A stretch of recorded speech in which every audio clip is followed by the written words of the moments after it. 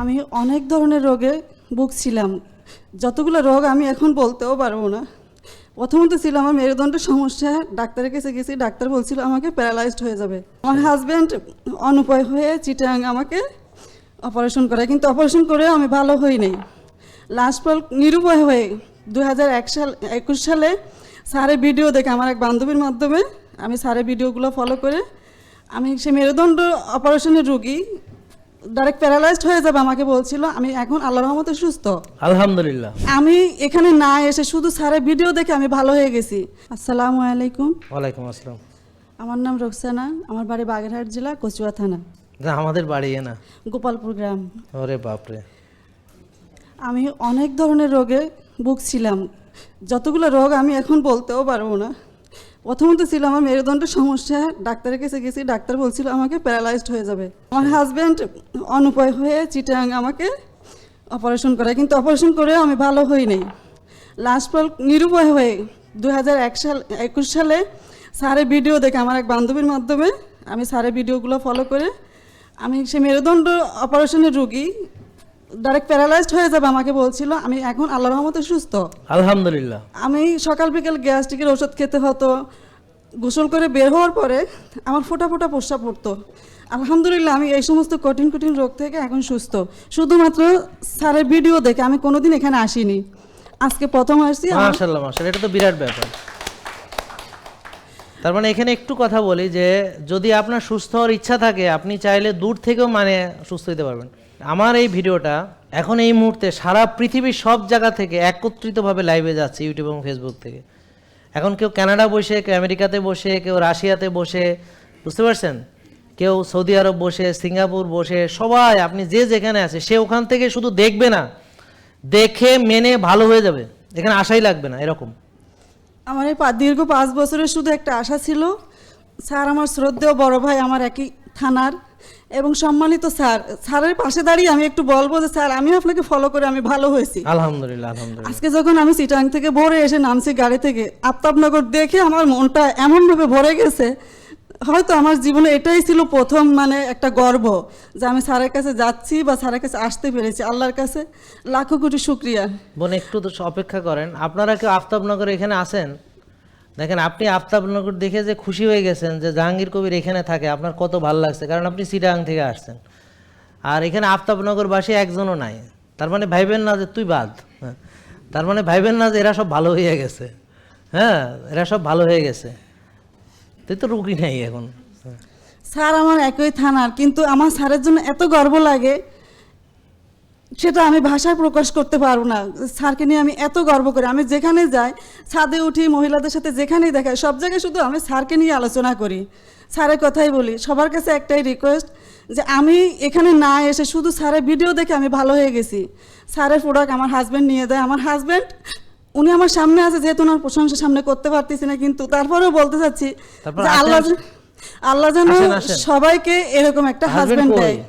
জি sir, ডাকে নিয়ে আসেন। হ্যাঁ আসেন। হ্যাঁ, মানে বউ যখন কোনো হাজবেন্ডকে ভালো বলে সে আসলেই ভালো। দেখিয়ে দিকে আসেন ভাই।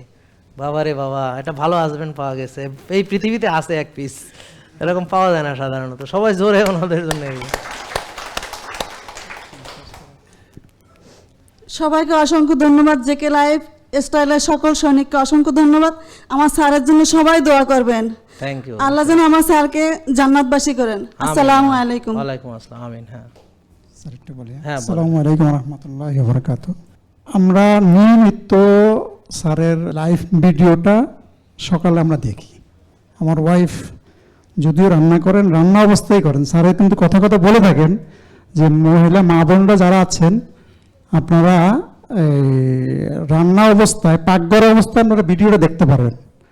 আসলে কিন্তু এটা পরিপূর্ণ আমার স্ত্রী এটা পালন করেন।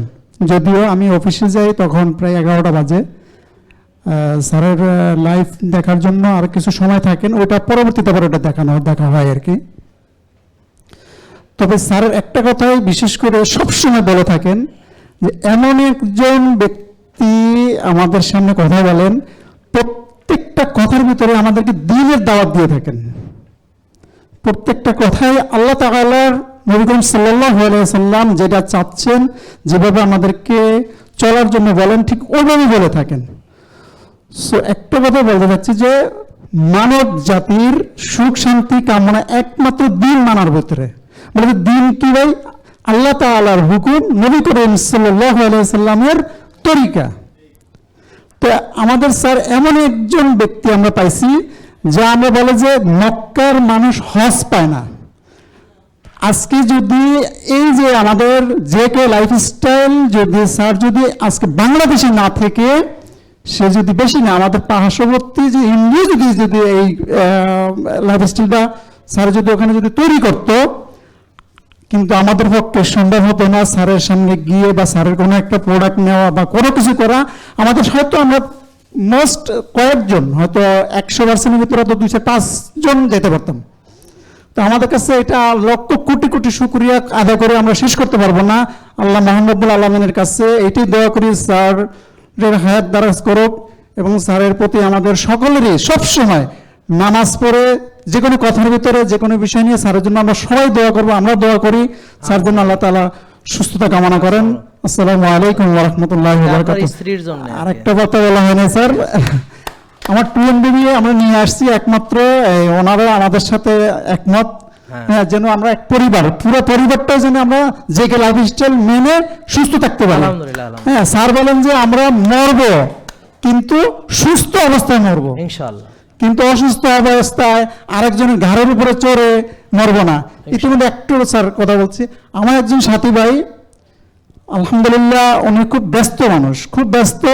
ওনার ঘরে ওনার মা অসুস্থ, বেচারা এতই না কষ্ট ভোগ করতেছে যে কষ্টর কোনো শেষ নেই। সে রাতের বেলা 11টার পরে ঘুমাইতে গেলে, 12টার পরে ঘুমাইতে গেলে আরো 3-4 বার উঠতে হয়। সো ফজরের নামাজ পড়ার সময় অনেক সময় আমরা ফজরে তো একত্রে থাকি, ফজরের নামাজের সময় ওনাকে অনেক সময় পাই না।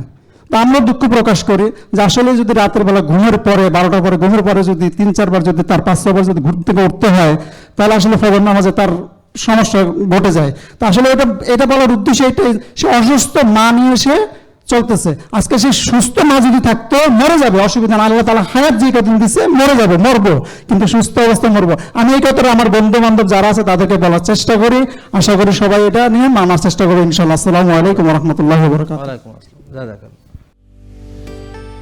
জেকে লাইফস্টাইল, ওষুধ মুক্ত সুস্থ জীবন।